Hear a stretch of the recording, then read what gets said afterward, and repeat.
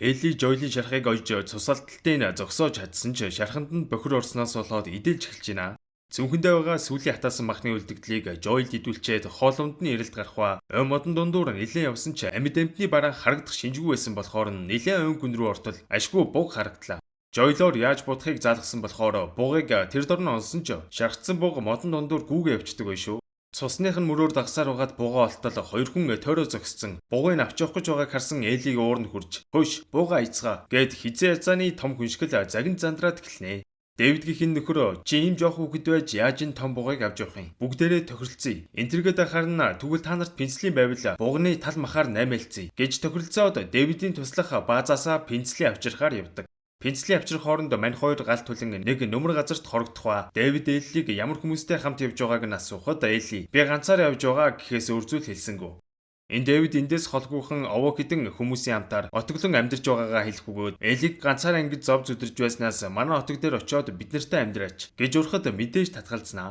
Гэтэл Дэвидийн царай хувьсхийснэ. Хэд хоногийн өмнө манай хүмүүсийн нэгийг их сургуулийн хотхон дотор алсан байлээ. Алсан хүн нэг сахалтай залуу бас өсвөр насны үүргэвчтэй охин байсан гэж хэлэх бөгөөд Жоулийг шархтуулсан хүмүүс эдний хүмүүс юм байна гэдгийг мэдсэн Элич гинт сандран бууга шүрх үед Дэвидийн туслах айл хэдийн гар буугаараа онилж байсан ч Дэвид Элиг алахыг хүссэнгүй. Пенслийн нэг нь өвөөл явуулдаг.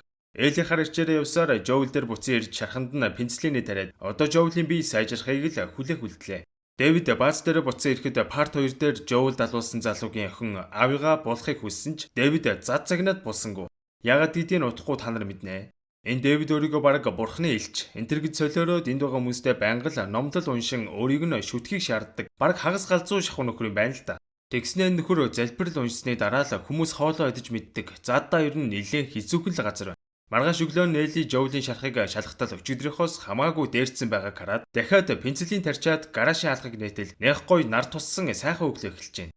Гэхдээ Элли тэр бүхнийг харж баясах цаг байсангүй. Жоулийг асархаас гадна мориочоос усалж хооллох хэрэгтэй байлаа. Гэтэл эндээс холгүй шувууд нисэлдээд бахар нь муу суврын татаад явж очиж хартал Дэвид баахан буутай хүмүүс дагуулсан. Манай хоёрыг хайгаад ирж идэм да.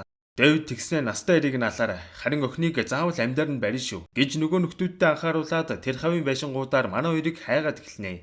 Сандарсан Элли байшин руу буцаж ороод Жоулийг мянга дуудсан ч цаадах нь үнэхээр босгоч тэнхэл байсангүй. Тэгэхээр нь хутгаа үлдээгээд тэнд байсан шкафыг татан Жоулийн өрөөг халахалж хаяад өөрөө гараад явдаг. Мориндоо мордон нөгөө нөхдүүдээр очиод албаар анхаарлын татан зүхтах ба амхандаа Жоулоос энэ нөхдүүдийг холдуулчих санаатай байгаа нь.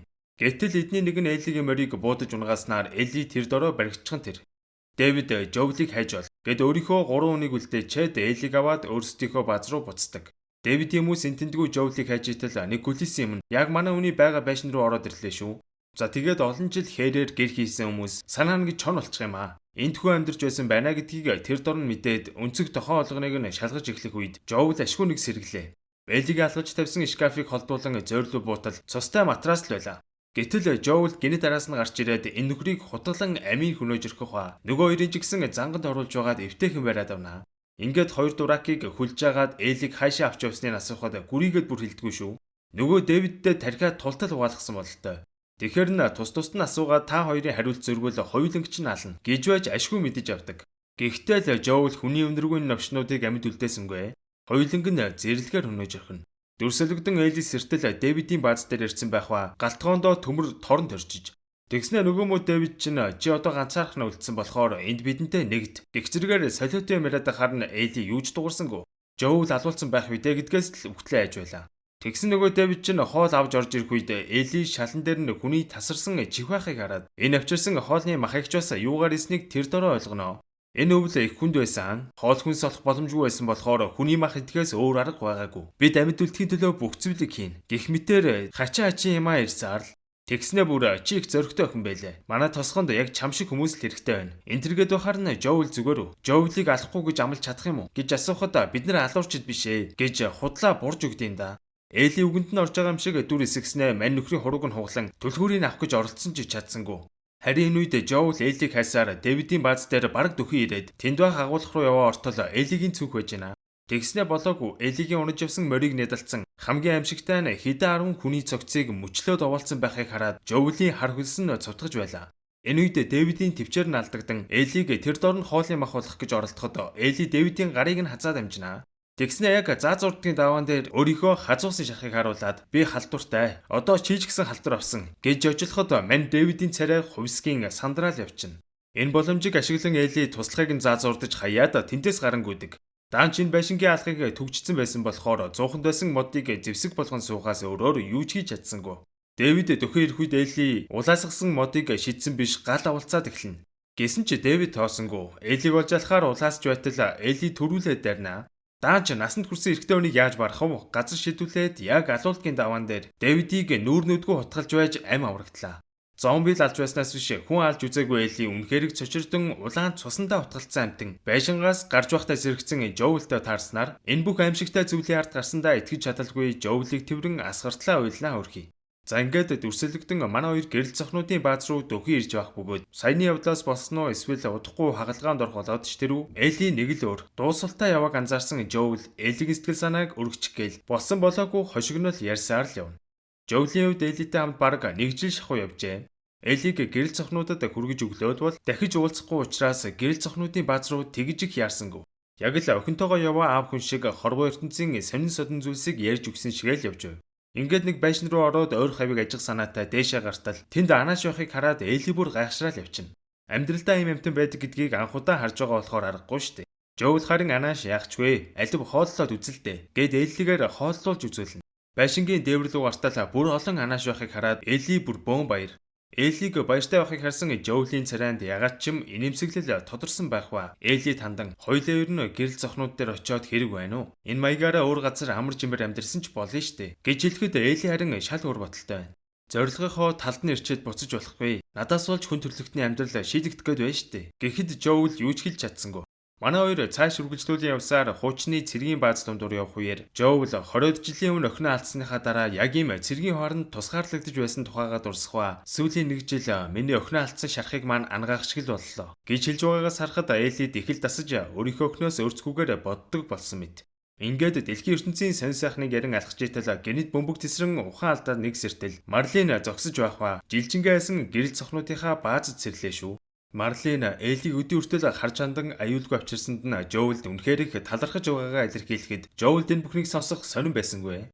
Шууд л Элиг асуухад гэрэл цохнуудын эмчнэр Элиг хагалгаанд оруулахаар бэлдэж байгаа тухай айлх ба Элигийн дархлаатай байгаа шалтгаан гэвэл тархинд нь байгаа кортизеп хэмээх мөгөнцөр бусад зомбинуудад дохио илгээхэд зомбинууд өөрсдийнхөө нэг гэж бодон дайрдгүйтэй холбоотой юм байна гэж тайлбарлан хэлэх ба 14 жилийн өмнө Марлин Элигийн ээжтэй найзууд байж л дээ. Тухайн үед Элигийн ээж төрөх төгсөн байхдаа нэг салгасан зомбинд хазуулаад халдвар авчиж удалгүй Марлин найзыгаа аврахаар ирсэн ч хэтэрхий оройтсон байлаа.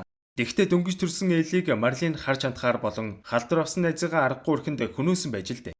Ингээд Эли төрхтөөл халдварын эсрэг дархлаатай төрсэн бөгөөд эмчнэр Элигийн тархинаас мөөгөнцрийн салгаан авах гэж байгааг дуулгадаг. Хэрвээ ингүүл Эли үхэн штэ гэж Жоул гайхаа асуухад хүн төрлөختний сайн сайхны төлөө Элиг золиослохоос өөр арга алгадаа. Гэт нэг бодлын хүйтэн сэтгэлтэй юм шиг нөгөө талаараа зөвзүүлж хийж байгаа юм шиг хариулт өгөхөд Жоул тэр дороо уурлан та нар Элиг алах гэж байгааг мэдсэн бол би авчрахгүй байсан юм. Гэхдээ Марлин руу уурлаад эхэлнэ. Марлин Жоулыг сайн таньдаг болохоор алсангүй. Зүгээр гаргаад явуул гэж цэргүүддээ тушаахад өнөө хэднэ Жоулыг гарах гэж явж байх үед хагалгааны өрөөний байршлыг олоо мэдчихнэ. Өмнө нь хайртай охиноо алдсан түүний хувьд дахин хайртай нэгнээ алдахыг хүссэнгүй.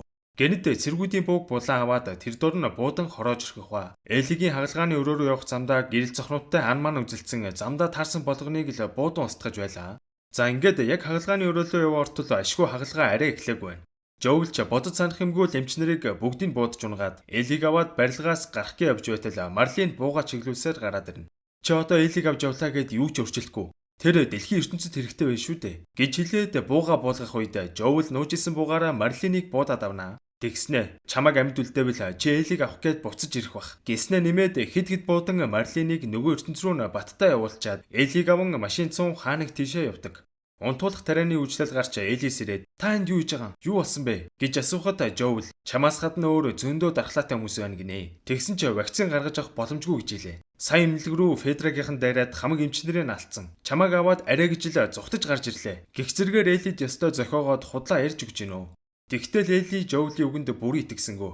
Мань хоёр Томигот руу буцан явж байх замдаа Эли Жоулоос үннээ хэлсэн эсхийг нь дахин асууж та надад худлаа яриаггүй гэж амл. Гэхэд манай Жоул нүд рүү нь харж байгаа л би худлаа яриаггүй л гэж байна. За ингээд энд хүрээд Last of Us цувралын маань 1-р улиралд дуусж байна. Бичлэгүүдийг маань байнга үздэг та нартай баярлалаа. Дараагийн бичлэгээр уулзцгаая.